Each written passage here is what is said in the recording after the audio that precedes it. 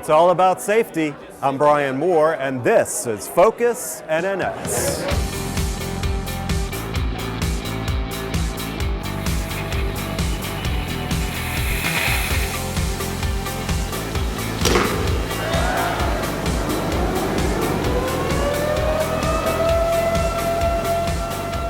Safety is the message, and it's on display here at the annual Newport News Shipbuilding Safety Expo. We'll take you there and show it all to you. Plus, moving forward on the refueling and complex overhaul of USS Abraham Lincoln. We'll show you the progress. And the options are endless for a rewarding career at Newport News Shipbuilding. We'll show you how the shipyard is helping shipbuilders find success. Those stories and more are coming up, but first on deck, the annual Safety Expo here at Newport News Shipbuilding. Aaron Pritchett with our Communications Division shows us what's in store for keeping you safe at work. More than 23,500 strong. And day after day, night after night, shipbuilders here at Newport News Shipbuilding report to work ready, willing, and able to pour their heart and soul into building the most complex ships in the world. But above and beyond all the hard work, sweat, and great pride this job brings is and always will be safety. And what better way to emphasize and showcase the innovative practices and products being utilized throughout the shipyard than with the Environmental Health and Safety's annual Safety Expo.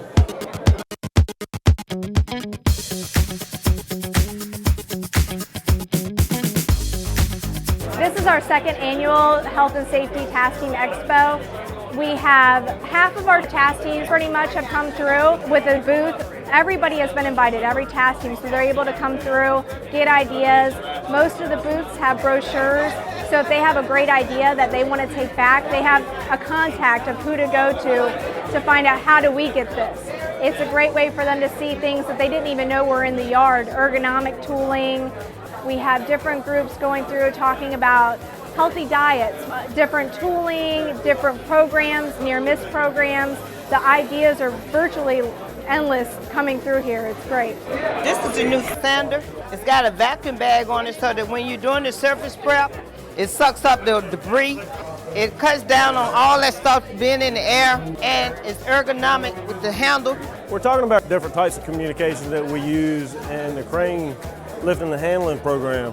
We use verbal, we use different means of alerting. We use hand signals, and right now we're doing an illustration here showing the international crane signals and giving people an opportunity to try to give it a shot with the little helipads. The helipad, as you can see, is a little flying drone, and they give the operator a signal, and he's trying his best to follow those signals to help land it on the next helipad. This is X36 oil spill response. Basically, when the job is controlled, we go out there with these absorbent pads. You go over top of the oil with it. As you can see, the pads absorb the oil and not the water. I like it a lot because I've been here over 20 years and I've seen how the safety has progressed for us as a company. I feel that if they make it a priority, then it is a big deal. I've spoken with other people within similar industries and it's not as safe as it is here. And they say, oh, well, your company really, emphasizes this or they want you to do that. And yes, they do because it matters. And we spend a lot of time and energy trying to make sure that we do things right. Knowledge is power. And with an event like this, it helps to re-energize and constantly remind our hardworking shipbuilders that safety is always priority number one here at Newport News Shipbuilding. For Focus NNS, I'm Aaron Pritchett. Back to you, Brian. Thank you, Aaron. Well, we all know the importance of wearing hard hats when we're working in the shipyard, but these hard hats are doing a lot more than just keeping shipbuilders safe. Jeremy Buston with our Communications Division joins us now with more behind the story on these colorful hard hats. That's right, Brian. October is Breast Cancer Awareness Month, and some innovative shipbuilders in the tool shed came up with an idea to spread that awareness year-round. Anybody here for a pink hard hat? Come on down! As the colorful new hard hats make their way into tool rooms across the yard, Alright, who's next? shipbuilders are lining up to get their hands on a piece of history and are eager to support a great cause. I think we're raising a lot of money, raising a lot of awareness. I think people are taking a lot more pride in their safety as well at work. As far as they're going to be taking care of their hard hats, having pride in wearing their hard hats. They go really large to really small. You enjoy it. Breast cancer is the most common cancer among American women, and many of us here at Newport News Shipbuilding have been touched by it in some way. My wife, sister, wife, brother, my brother-in-law passed away with cancer. To be able to support it make me feel good that I could help out in any way if I can. Hope we can find a cure for it.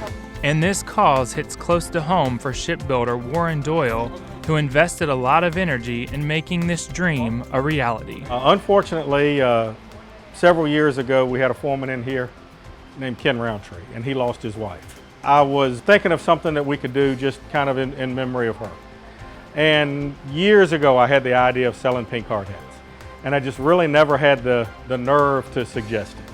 Well, it weighed on my heart for a while, and finally this year I got the nerve to ask my boss, and he thought it was a good idea. And I pushed it through the chain, and from there we talked to MSA, the company that makes the hats, and they volunteered to donate 5,000 hats. We decided on American Cancer Society as the sponsor of choice, and at the end of all this, we'll make 5,000 happy pink shipbuilders, and we'll get to write a big check. The first 5,000 hard hats sold out in just 3 days, but more supplies are on the way. And shipbuilders in the tool room hope the success of this fundraiser will prompt others in the future. I know everybody's excited about maybe having sports teams and NASCAR, NFL teams on their hats. I'm hoping we see more of causes for cancer and for, places we can put our money, donate our money. I got my hard hat. Brian, here's yours. All right, thanks a lot, Jeremy. And as the saying goes, supplies are limited, so get yours while supplies last. Now, let's take a look at some other news from around the yard. The mission of getting USS Abraham Lincoln CVN 72 back to the fight continues. Progress on the refueling and complex overhaul moves forward. Shipbuilders recently completed the lifting and installation of the 68-ton O10-011 box structure and the 38-ton 112N lower mast section. These are two separate lifts that require plenty of pre-planning, teamwork, and skill, all while keeping the focus on safety. Been some challenges here and there. It's easy in the rip-out phase. As you transition to install a new unit up there, you face some challenges. You got obstacles that be in your way. Pipe penetrations, combings, you got stuff that's foul on the drums that you have to get the solutions to. Well, what was previously up here was 25 years old, so you can about imagine how that looks. And this is pretty fresh paint. It's a lot different. If you look at the ship 4 months ago, it looked like nothing. Now they're taking its own personality. And to give you proud service, because you're doing something for the country and for the servicemen that serve on this ship. And to see this ship take its personality, that award ship, you stand back and look at it and say, job well done. We'll continue to follow the overhaul process, and we'll have more on the upper mast lift and mast stepping ceremony in upcoming editions of Focus NNS. Huntington Ingalls Industries and Newport News Shipbuilding host Senators Barbara Mikulski of Maryland and Mark Warner of Virginia. On August 6th, they toured NNS and met shipbuilders for a behind-the-scenes look at shipbuilding. Mikulski is chairwoman of the Senate Appropriations Committee and worked to get the appropriations process on track, including funding for the refueling of aircraft carrier USS George Washington. So Senator Warner and I are here today to say there's good news for Newport News, that in the Defense Appropriations Subcommittee, we have put in $848 million to completely refuel, refurbish, retrofit the George Washington so that it will be done here in Newport News so that it can go out there and defend the United States of America. Newport News Shipbuilding President Matt Mulheron accompanied the senators on the shipyard tour, which included a visit to the construction site of Virginia-class submarine John Warner, which will be christened on September 6th. Shipbuilders head out to the ball game for Newport News Shipbuilding Appreciation Night at the Peninsula Pilots. The shipyard hosts special baseball nights at War Memorial Stadium in Hampton to take in some baseball and win some special prizes at the Newport News Shipbuilding tent.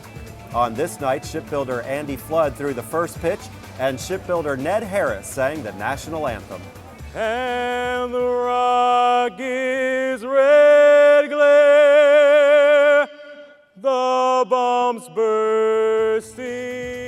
The shipyard also recognized shipbuilders in the VCS program with a John Warner night this summer. And make sure you look for upcoming sporting nights this fall as we host hockey shipbuilding nights at the Norfolk Abbey. Well, everybody wants a successful career, and Newport News Shipbuilding is helping shipbuilders reach that goal.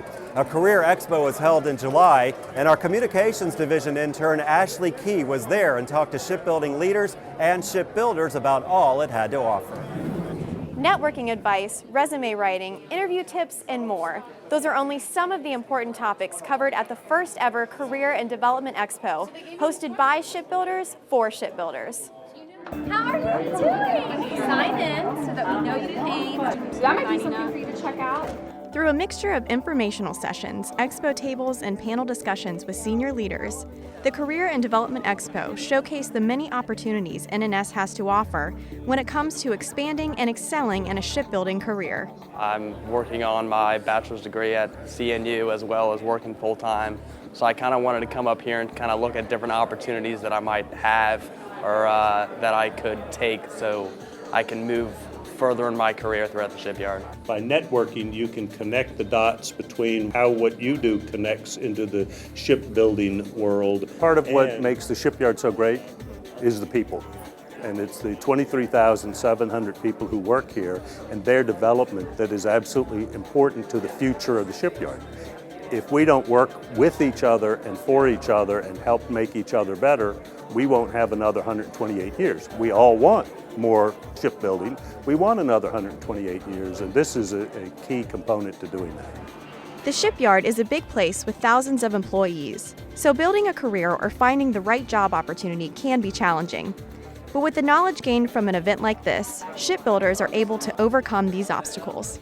I didn't know that the shipyard had so many different lanes you can go to get help to build your career. Yeah, I feel like I have a leg up on my competition, I guess you could call them.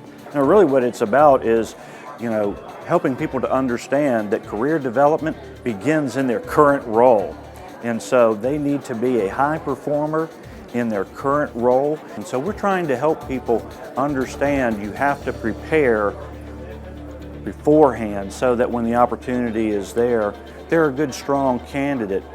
And then they know how to articulate their strengths and have a good resume and interview experience so that they can be considered and hopefully get that next job that will help them continue to grow and grow into their passions.